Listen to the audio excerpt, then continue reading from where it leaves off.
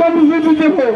আমি তোমার ক্ষমতা সরকারকে বলো, সারা বাংলাদেশে 25 লক্ষ শ্রমিক সব ধরনের শ্রমিকের ছুটি গেলে সারা বিশ্বের শ্রমিকের ছুটি পায়, আমার সবাই ছুটি পায়, আমরা হল শ্রমিকের ছুটি পাই না। সরকার, আমি তোমার কল করি, ফটো ছবি ক্লিক করি, তুমি ঘোষণা দাও টিভির পর্দায়। যদি সরকার পর্দায় ঘোষণা দিত, তাহলে মালিকের পাবেন গায়ের দাম।